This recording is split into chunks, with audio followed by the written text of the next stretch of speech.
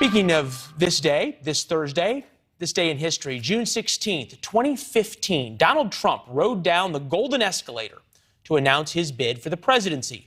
Other than my little sister, nobody thought he had a chance. The political media, left, right, and center, wildly mocked him. In fact, he reportedly had to pay actors to attend the announcement.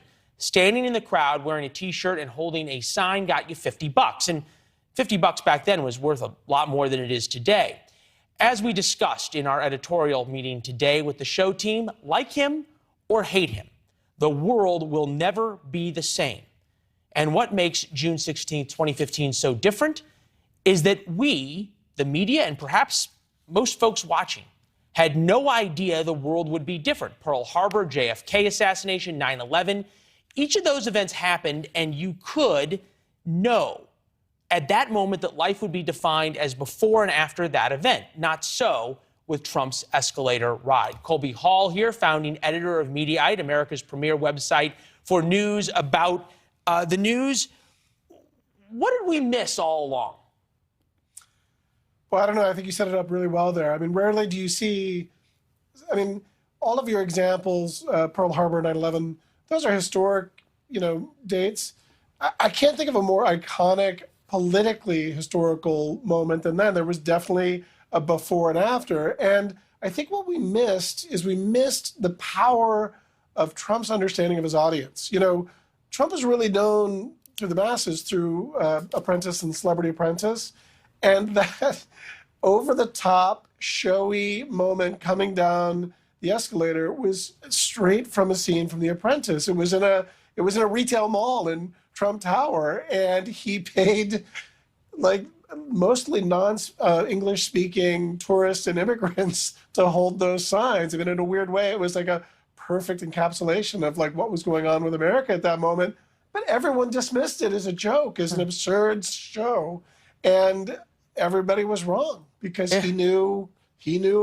I got to hand it to you, Colby. Of all of the articles and all the books written about Donald Trump, Trump's understanding of his audience, 1, 2, 3, 4, 5 words, probably sums it up the very best. What is it, though, that takes it to the next step, and that he is like the Teflon politician in a way that the media also didn't understand? You think about all the times that the media wrote the obituary of Donald Trump's political career. John McCain isn't a war hero, skips the Fox News debate, grab him by the P-word tape, hurricane projection Sharpiegate, impeachment, drink bleach, January 6th, his second impeachment, and still he's the most popular guy in the Republican Party for president. Right. Well, he was, he entered the political stage as a breath of fresh air for a lot of people that were really, really tired of an inside the Beltway perspective. Just looking at their resume, you could see that Hillary Clinton was as ready, as well prepared as any candidate, but she'd been inside the Beltway forever, and as a result was the exact opposite. And she was just not a front man in the way that Trump was just purely a front man. And so as a result, he wasn't really just Teflon. He kind of ignored it. He beat his chest. He called out Mexicans as rapists and criminals and said, and nobody cared. I'm going to be a pro wrestling candidate, and you can give me your best, but it's not going to bother me. Yeah, I think about the primetime viewership. And as much as the media loves to hate President Trump, they also love covering him.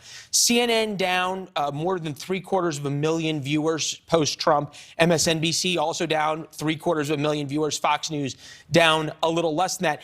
You said that the media missed Trump's understanding of his audience.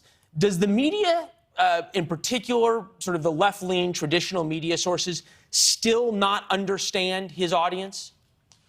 I think they understand their audience also. I think they think that their audience, they're basically speaking to their peers, and it's in a fairly, elite crew who come to the same colleges and very often have trust funds or have their don't necessarily have to work that hard. And, I come from Kansas City, and I feel like very often a lot of traditional left-leaning cable news outlets miss my perspective or a lot of the perspective of my friends who are still in Kansas City. So I think, yes, they missed the Trump audience. I think they they confuse what their audience is meant to be. And the media has a real tough relationship with Trump because in many ways, they have sort of a love-hate. It's hard to know if Trump was good for the business or bad for the business. I think it was mostly great for the business. And Trump sort of throws in the media's face everything that they hold near and dear and everything that people sitting at Arthur Bryant's barbecue in Kansas City love to talk about and think about.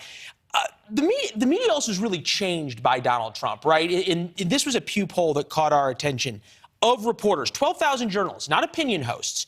Does every side to a story deserve equal coverage? No, 55%. No longer does having bias or disdain for a certain group of people in the media is worthy of scorn. It's almost now a matter of pride for members of the media.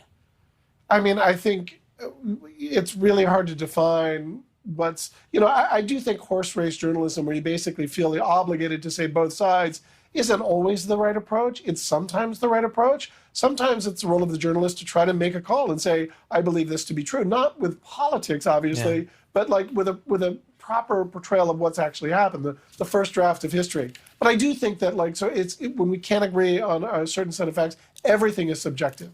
It's really hard for true journalism to exist when we can't agree on basic objectivity. Yeah. On the other hand, if we all have biases, bias might be excluding an opinion rather than having one.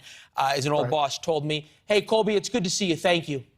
Leland, thanks for having me. Always a pleasure. Firebrand, thanks for watching. Go to newsnationnow.com to find NewsNation on your television provider. And don't forget to subscribe. Click the red button to get more of NewsNation's fact-driven, unbiased coverage.